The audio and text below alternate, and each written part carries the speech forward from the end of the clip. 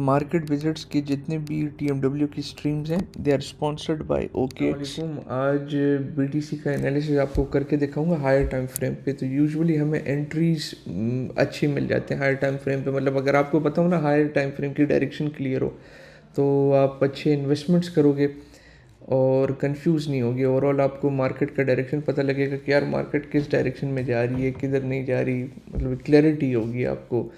और यूजुअली बहुत ज़्यादा दिमाग में जो ब्रेन फॉग होता है ना मार्केट से रिलेटेड वो सप्रेस हो जाता है। तो आए स्टार्ट करते हैं। मैं आपको BTC का बताता हूँ कि मुझे क्या लग रहा है, बॉटम पोटेंशियल कहाँ फॉर्म हो सकता है कहाँ नहीं। तो आए सबसे पहले देखिए मार्केट में मैंने आपको बताया ना कि ये स्वीप बहुत ज़्यादा इम्पोर्टेंट होता है।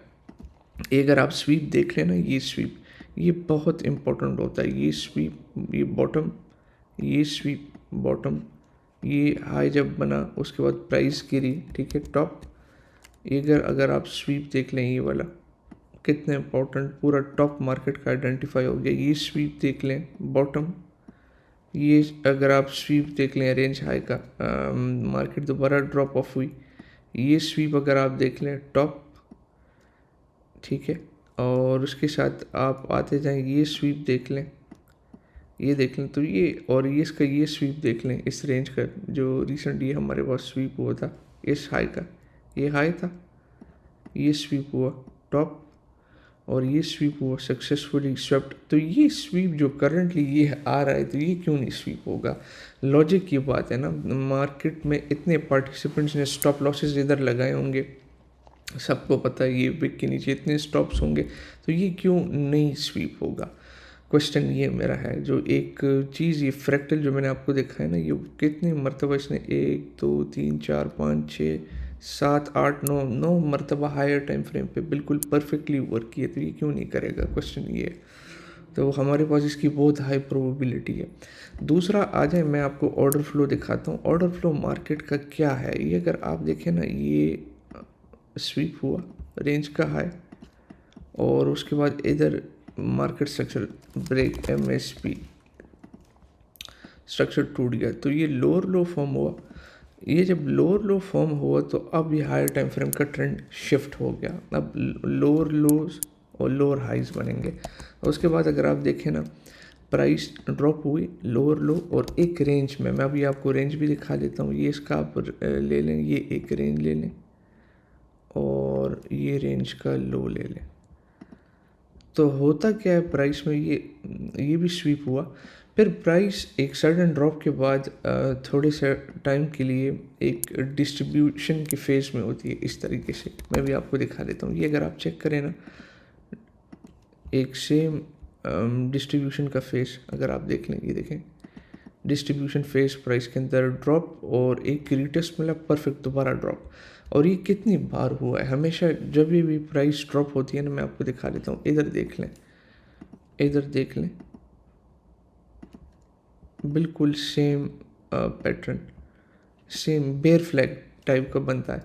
फिर आ जाए इधर की बात करते हैं करंटली, फिर प्राइस ड्रॉप हुई। ये सबसे बड़ा हमारे पास कॉन्फ्लुएंस ये कि ये हमारे पास जो लो है ये जो है ना अनस्वेप्ट है। ये सबसे पहले ये लो अनस्वेप्ट है। फिर उसके बाद मैंने आपको डिस्ट्रीब्यूशन फेस का भी कहा कि प्राइस ड्रॉप के बाद थोड़ी से टाइम फ्रेम के लिए प्राइस को, लिक्विडिटी को बैलेंस करने के लिए ये एक इस रेंज में होती है अगर आप देख लें। तो हायर टाइम फ्रेम पे मैंने आपको फ्रैक्टल्स बताए, स्वीप कितने ज़बरदस्त तरीके से वर्क करता है। Market structure weekly time frame पे बेरिश है, इसको भी डिनाई नहीं कर सकते। फिर हमें पता चला कि यार प्राइस जब ड्रॉप होती है डिस्ट्रीब्यूशन फेज में बेयर फ्लैग्स बनाती है, फिर ड्रॉप होती है। अब इधर देखते हैं इधर फिर क्या बन रहा है, इधर क्या बन रहा है। इधर अगर बात करें, ये आपका लो था, ये अगर आपको दिखाऊँ, ये देखें फिर से बेयर फ्लैग बन रहा है इसके ऊपर। ये अगर आप देखें ना, मैं इसको डेली पे खोल लेता हूँ, ये देख लें आपके सामने, ये था फ्लैग टूट गया। ये दोबारा बेयर फ्लैग बन रहा है सिमिलर। ये देखें पार्ट 1 पार्ट 2 और आप नीचे आते जाएं, ये देखें सबसे बिल्कुल की एग्जांपल हमारे पास ये जितने भी ड्रॉप के, तो ये भी दोबारा बेयर फ्लैग ही बन रहा है इसके ऊपर। इधर अगर आप देख लें सेम सिमिलर केस इधर भी हुआ। तो ये अगर आप इस माजी के फ्रैक्टल्स को भी स्टडी करोगे आपको पता लग जाएगा। ये भी बेयर फ्लैग ही है, ये कन्फ्लुएंस हो गया। उसके बाद ये स्वीप पेंडिंग है, तो ये क्यों नहीं होगा, कोई तुक नहीं बनती इसकी ना होने की। फिर हम खोलते हैं कि ठीक है चलो हायर टाइम फ्रेम भी पता चल गया, ये भी पता चल गया कि दोबारा बेयर फ्लैग बन रहा है। देखते हैं potential support moving averages higher time frame पे देखते हैं पोटेंशियल सपोर्ट लेवल्स किधर हैं हायर टाइम फ्रेम पे। अभी आपको मैं दिखा देता हूँ, ये देखें। अगर इसकी आप बात करें ना, आप अगर हमेशा देखें 200 ये 300 सिंपल मूविंग एवरेज जो है ना ग्रीन कलर की, प्राइस जब भी इधर आई है तो बॉटम हमेशा फॉर्म हुआ है। अब इधर देखने आ जाए, इधर देखते हैं। आपको मैं एक एग्जांपल देता हूँ, ये देखें बॉटम 1 प्राइस आई, टैप हुई बॉटम, उसके बाद ये देखें प्राइस आई, टैप हुई बॉटम। छोटी मोटी डिविएशन इसके नीचे होती है क्योंकि इंडिकेटर्स लैगिंग होते हैं, और प्राइस दोबारा आई, गिरी, ब्लू लाइन, जब भी ब्लू लाइन को प्राइस अब ये रेजिस्टेंस बन गया। जब ब्रेकडाउन होता है ना, इधर अगर आप देखें ब्रेकडाउन हुआ इसके नीचे, तो प्राइस ने फिर ऑरेंज और ग्रीन पे आना ही आना है। ये देखें ऑरेंज ग्रीन पे प्राइस आई, फिर जब ये ब्लू लाइन टूटी 50 सिंपल मूविंग एवरेज, उसके बाद देख लें अब करंटली इधर ही आ रही है आहिस्ता आहिस्ता। तो अगर इसकी बात हम करें तो हमें पता लगता है कि यार ये हमारे पास बहुत क्लीन कट एक हायर टाइम फ्रेम का बहुत स्ट्रॉन्ग इंडिकेटर है रिवर्सल का, बॉटम फॉर्मेशन का, तो इसको हम डिनाई नहीं कर सकते। वापस अपनी चार्ट की तरफ आते हैं, ये देखें। अच्छा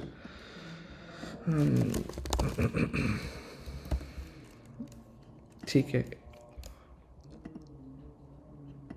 ये रीजन हमें पता लग गया कि ये रीजन यार ये हायर टाइम फ्रेम का ये दो रीजन्स एक सपोर्ट है। अब इधर लिक्विडेशन का स्वीप भी है, ये जो अनस्वेप्ट लो है इसका स्वीप भी है, तो इनकेस अगर प्राइस आती भी है तो ये दोनों रेंजेस जो है ना ये स्ट्रॉन्ग रिवर्सल रीजन्स है, और पोटेंशियल अगर इसके नीचे थोड़ा बहुत डिविएशन होता है जिस तरह हमने अभी देखा है तो वो बिल्कुल नॉर्मल है। तो ये हमारे पास एक बहुत की इंसाइट है ये रीजन। ठीक है, ये भी पता चल गया, मार्केट स्ट्रक्चर भी पता चल गया, बेयर फ्लैग्स भी। अब देखते हैं, मैं सब चीज़ों को रिमूव कर देता हूँ, हायर टाइम फ्रेम पे देखते हैं कोई हार्मोनिक्स कुछ बन रहा है नहीं बन रहा, ये ज़रा मॉनिटर करते हैं। अब हायर टाइम फ्रेम पे हार्मोनिक्स की अगर बात करें ना, इधर अगर आप देखो ना हार्मोनिक पैटर्न का क्रैब ऑलमोस्ट बन रहा है, क्रैब पैटर्न X2A, ये हो गया B, ये C बन गया। अब हमें पता है कि यार 886 का जो क्रैब का जो डी लेग है वो हमेशा फॉर्म होता है 1.618 लेवल पे। ठीक है, ये हमारे थीसिस के साथ कंबाइन हो रहा है, जो मैंने आपको 300 डे की मूविंग एवरेज बताई थी ना, उसके साथ कंबाइन हो रहा है। अब ये हायर टाइम फ्रेम एक कैंडल एक हफ्ते का होता है और इसमें कपल ऑफ $1000 गैप होता है एक एक कैंडल में, तो हम सिर्फ एक एज्यूम कर सकते हैं कि यार बॉटम किधर फॉर्म हो रहा है। मैं अगर BTC लॉन्ग टर्म के लिए लेता हूँ तो कहाँ लूँ, कौन से स्पेसिफिक रीजन में बाइंग के लिए लूँ, होल्ड करूँ। नंबर 1 ये मुझे इंडिकेट कर रहा है कि पोटेंशियल जो क्रैब है ना, और ये क्रैब बहुत स्ट्रॉन्ग रिवर्सल पैटर्न है, ये तकरीबन आ रहा है, आप ले लें 50 के लगभग, 50 से लेकर 44 के दरमियान ये आ रहा है। ये मैंने हटा दिया, रिमूव कर दिया। दूसरा मैं दोबारा खोल लेता हूँ, ये मूविंग एवरेज, ये देख लें बिल्कुल कंबाइन हो रहा है उसके साथ, ये स्वीप के साथ हम एज्यूम कर रहे हैं कि अगर स्वीप होता है तो प्राइस इन स्पेसिफिक रीजन में आ सकती है।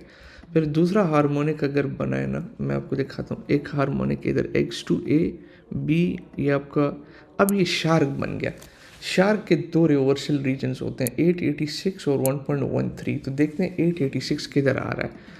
ये अगर आप देख लें X2A B C, ये आपका 886 आ गया। ठीक है, इस स्वीप पे फ़ौरन बाद, मतलब ये तकरीबन 60 के नीचे जो स्वीप आई ना, इस पे आपका रिवर्सल की टेरिटरी हायर टाइम फ्रेम का एक रीजन ट्रिगर हो गया रिवर्सल का। फिर जो दूसरा शार्क का सेम पैटर्न है ना, वो इधर फॉर्म हो रहा है X2A, फिर से दोबारा B, ये आपका C और 1.13। ये देखें अब 3 पैटर्न्स इकट्ठा हो रहे हैं। तीन पैटर्न्स, एक क्रैब और एक शार्क बिल्कुल सेम जगह में आ रहा है, और एक जो शार्क पैटर्न है वो स्वीप के नीचे आ रहा है, 200 300 सिंपल मूविंग एवरेज के साथ ही आ रहा है। तो ये हायर टाइम फ्रेम का 60 से लेकर 42 के दरमियान पोटेंशियल बॉटम फॉर्म होगा। अब ये ट्रेडिंग पर्सपेक्टिव के लिए नहीं है कि मैं ट्रेड करूं क्योंकि स्टॉप इतना बड़ा होगा, लेकिन मुझे अब आइडिया है अगर नेक्स्ट ड्रॉप आता है तो मैंने पैनिक नहीं होना, मैं अपनी पोजीशंस आहिस्ता आहिस्ता बिल्ड करूँगा लॉन्ग टर्म के लिए।